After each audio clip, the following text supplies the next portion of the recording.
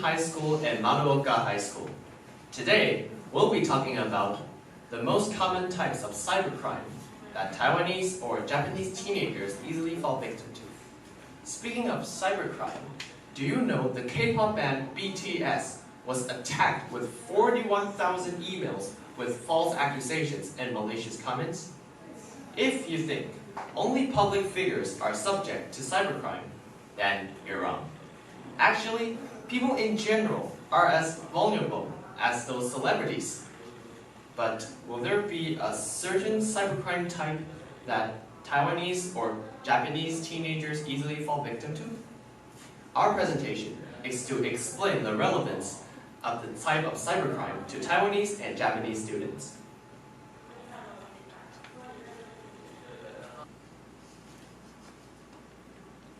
Cybercrime takes many forms. Here we'd like to introduce the most common types of cybercrime found by the Crime Records Bureaus and the Liberal Law Office in Taiwan. They are phishing, data leakage, cyberbullying, and fake news. First, let's begin with phishing. It's an attempt to trick victims into giving information on the internet that allows criminals to obtain money. A true case happened in Taiwan recently. Through a dating app, a male teacher who met a woman claiming to be a bank manager and asked the teacher to transfer $50,000 to a currency trading platform for investments. However, when the teacher changed his mind wanting his money back, the woman vanished. Second, data leakage, also known as data theft, is to steal your information online and sell it online to others or criminal groups who use this information for profit. Take a major case in 2016, for example. Zhanghua Post, the official postal service of Taiwan, and the Ministry of Labor's employment website were hacked, causing 50,000 personal information to be exposed. Third, fake news is to report false information on social media. To make matters worse, fake news tends to spread faster and wider because it's fun to use new and unstudied phenomena in a sensational way. For example, during the first wave of COVID-19 in Japan, rumors said toilet paper would be sold out. Because of this, people rushed to the supermarket. Lastly, cyberbullying. It's bullying with the use of technologies, which can be on social media or messaging platforms. These behaviors can include posting rumors, sexual remarks, or threats. For example, in 2019, a girl attending a high school in Gunma Prefecture, Japan, was bullied by her classmates maliciously online. The girl ended up suiciding. According to ECU, a not-for-profit credit union, young people are more likely to become victims of online fraud. They are said to be inexperienced and are more open to sharing information online. Scammers often advertise class flips online, where young people get paid to allow their bank account to be used for illicit purposes.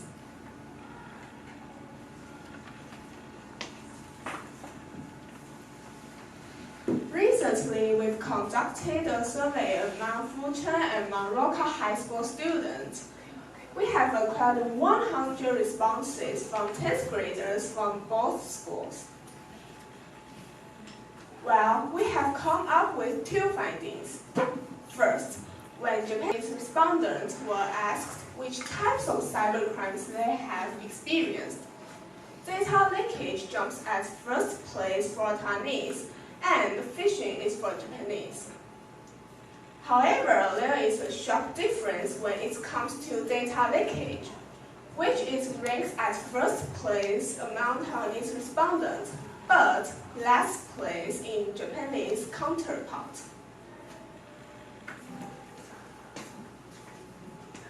Second, interestingly, Japanese survey results don't show any response to data leakage. But is it so? According to a survey done by Japanese media, at least 7,600 people's Facebook accounts were hacked, which proves data leakage is still a common type of cybercrime. From our survey, the most common types of cyber scams that teens tend to encounter are phishing, data leakage, and fake news. These growing problems are actually a wake-up call for us to enhance media literacy skills. Except for media literacy education in school, we can simply follow thick the steps to combat the scams.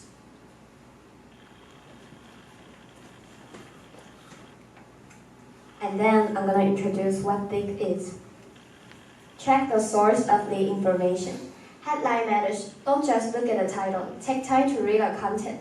Beware not to fall in the interesting chat that gathers your attention. Come down to check before reposting a message to avoid becoming an accomplice in spreading fake news. Cybercrime has become parts of our everyday lives wherever you are from.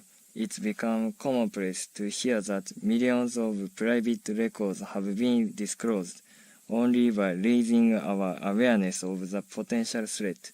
Thanks for your attention. Hope our presentation has become an inspiration to you.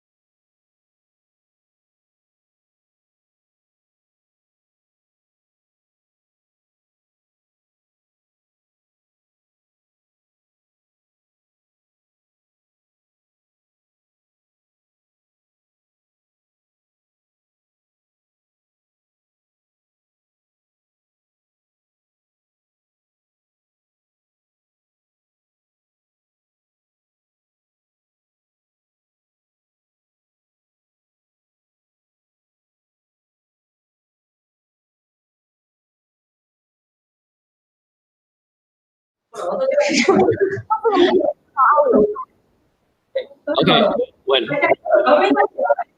What? 2 minutes? What?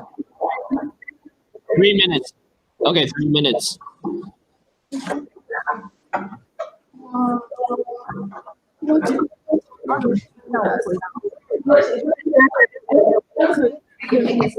How to answer? Hello? Can we answer the question now? Okay. Okay, thank you guys for asking. Now we'll start to answer the questions. First is from Wushan Senior High School. Wait, you asked that. How can we use the thing in our life? Well, it's simple. Like when we have in contact information, we can simply use thick voice to to see if the information is real or not. Because the thick is the way that a basic type of media literacy is used in our life.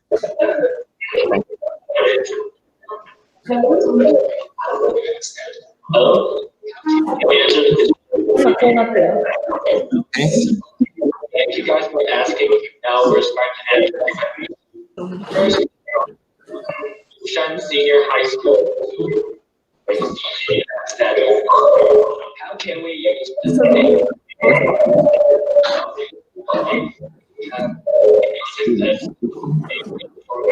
online. Okay, so schools help students to improve.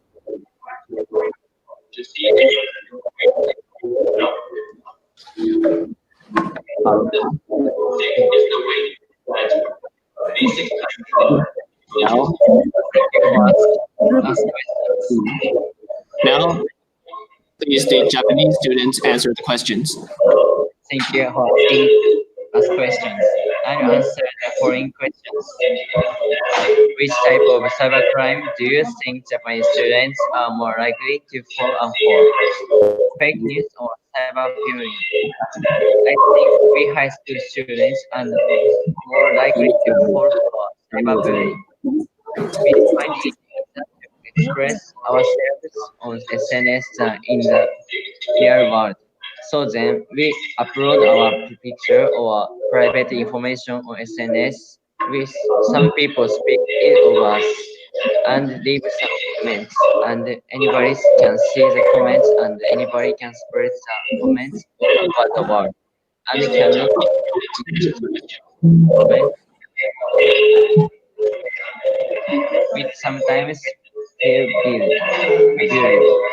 SNS is very convenient, but we should understand there are a lot of people behind the SNS.